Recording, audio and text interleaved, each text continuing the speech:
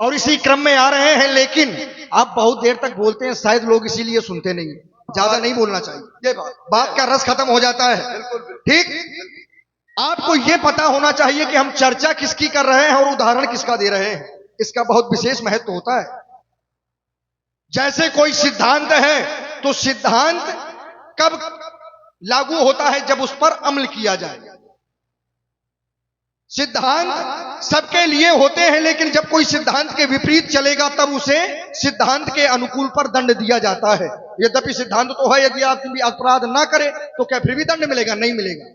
राजा जनक, अच्छा देखिए, यदि राजा जनक आप कह रहे हैं कि 6 वर्ष की है, अगर थोड़ी 6 वर्ष की है नहीं जानकी जी, ये यथार्थ सत्य है, अब आपको ना पता हो, आप ना माने, वो बात की बात अलग है। लेकिन जानकी जी की जो आयु है वो है 18 वर्ष, और हम ये भी मान लें आपके कहने से यदि 6 वर्ष की, तो क्या 6 वर्ष में कन्या का विवाह अनुचित है? क्या अनुचित है? नहीं है। विवाह है, विवाह तो जन्म के सहित ही सुनिश्चित कर दिए जाते हैं, और ऐसा भी कुछ समय पहले तक होता भी रहा है कि जन्म विवाह, अरे सुनो इधर, जन्म के साथ ही विवाह सुनिश्चित कर दिए जाते हैं, लेकिन समय आने पर व्यक्ति की विदा कर दी जाती है। तो क्या विवाह अनुचित है? यदि राजा जनक ने ऐसा सुनिश्चित किया है कि हम कन्या का विवाह कर दें, तो क्या ये गलत है क्या? और फिर जानकी जी की आयु 18 वर्ष है। राजा जनक कोई मूर्ख राजा नहीं है, ज्ञानी राजा है, ज्ञानियों की समाज का राजा है। ठीक, तो आपको ये, और फिर आप जानकी जी की समता कर रहे हैं इन सांसारिक कन्याओं से। क्या जानकी जी ये सांसारिक कन्याओं से हैं क्या? ना आप उनकी क्षमता कर सकते हैं, ना इनका प्रमाण उनमें लगा सकते हैं, ना उनका प्रमाण इनमें लगा सकते हैं। सीता जी अलग है और ये सांसारिक कन्या अलग है, तो इनका प्रमाण आप उनमें ना लगाइए कि क्या होना चाहिए वहां क्या हो। क्या थोड़ा नहीं पूरा रुके, इतना बोलते कहां? अच्छा, कह रहे हैं कि सांसारिक कन्या में न लगाना चाहिए, तो फिर ये सांसारिक लोगों को क्यों बुलाया दीप दीप के भूपत नाना?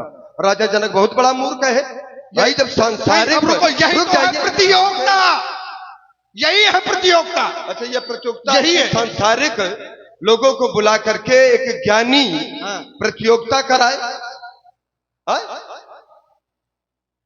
अब इनको समझाइए। नहीं नहीं भाई, जब कन्या सांसारिक नहीं है, ये तुम्हारी बात है। तुमने ये कहा कि क्या सांसारिक कन्याओं से सीता की उपमा दोगे? हम नहीं दे रहे। जब हम नहीं दे रहे तो फिर राजा जनक ने ये दीप दीप के भूपत नाना के इस संसार से अलग है, इनको क्यों बुलाया? किसको बुलाया? क्यों दीप दीप के भूपत नाना आए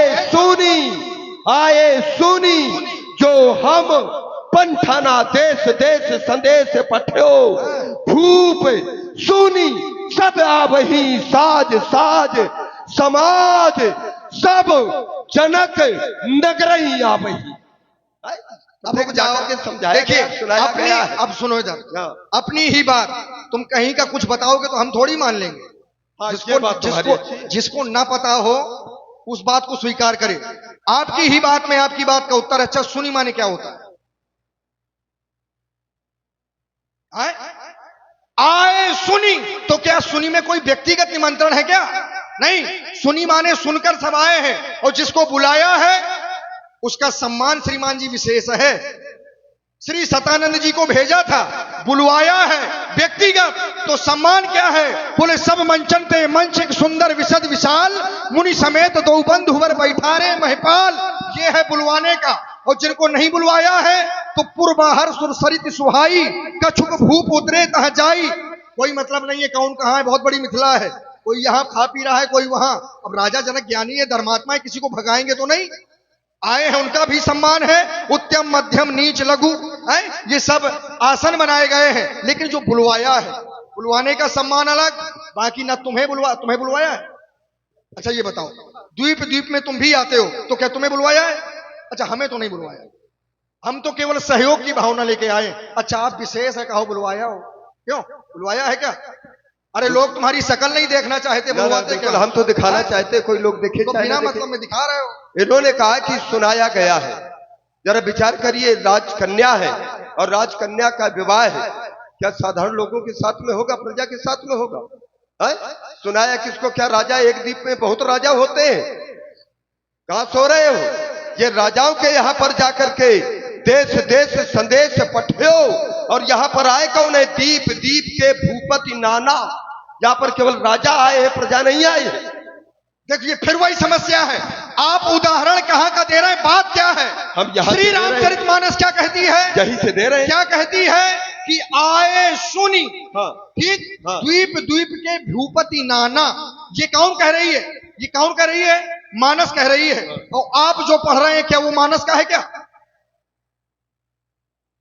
भाई जब यहां से तो सिद्धांत भी यहाँ का दो, तो उत्तर भी यहाँ का दो। आए पढ़ कहीं का रहे हो, सिद्धांत यहाँ का हम दो, यहीं से दे रहे हैं। हाँ, तो दो भाई दीप दीप के भूपति नाना, ठीक। आए सुन। हाँ। अब राजाओं के यहाँ पर जाकर के जब तक समाचार नहीं जाएगा तो एक स्वयंवर की एक विधा होती है क्या? कि प्रत्येक राजा के यहाँ अगर कोई राजकन्या अगर स्वयंवर कर रहा है अपनी कन्या का, तो राजा के यहाँ पर जाना चाहिए और जाकर के संदेश पहुंचाना चाहिए, ताकि उस राजा का आमंत्रण हो, राजा यहाँ पर आकर के प्रतियोगिता में भाग ले।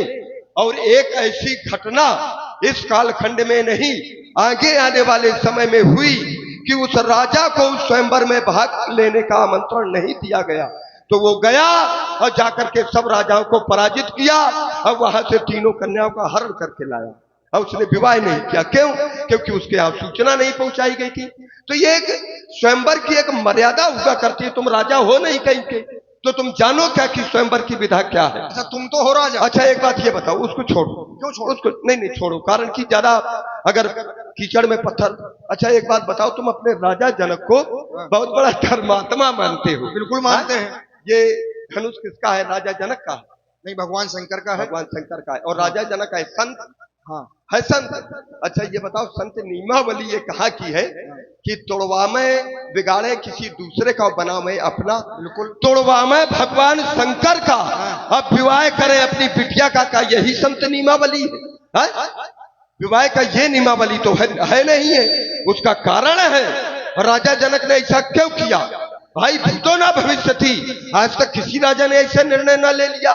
कारण है कि देव रात को धनु दियो, हर्षित हृदय महेश, अब इष्टमान पूजत रहे, मैथिल सबई नरेश। जितने भी राजा थे सभी पूजते रहे, और राजा जनक ने इसमें प्रतिज्ञा कर ली। क्यों कर ली प्रतिज्ञा? क्योंकि धनुष है धरोहर में। इसको थोड़ा पढ़ाओ। अब धनुष है धरोहर में, रुक जाओ, अब वही तो बात है, पढ़ाओ क्यों? भाई धनुष है धरोहर, और सीता भी क्या है? कोई राजा जनक की हाथ की जाई थोड़ा है। अगर हाथ की जाई होती तो श्रीमान जी जो विवाह का नियम है, जाओ घर बार कुल होए अनुपा, करी विवाह सुता अनुरूपा, इस सिद्धांत को राजा जनक न छोड़ता। सीता को भी उसने पाया, और जब दोनों को पाया तो दोनों को आज दांव पर लगाया। और राजा जनक ने सोचा ना हर लागे ना फिटकरी, और रंग चोखा हो जाए, ना हमें घर ढूंढना पड़ेगा ना बर ढूंढना पड़ेगा। अगर विवाह हो गया तो ठीक, और ना हुआ तो राजा जनक थोड़ा कर्म में हाथ मारेगा और कहेगा कि तजहुआस निज निज करे जाऊ, और करेगा क्या? तो देखो हम तुम्हें बात बता दे, हमारा अस्त्र शस्त्र भी वहां पर चला गया। ये अजगौ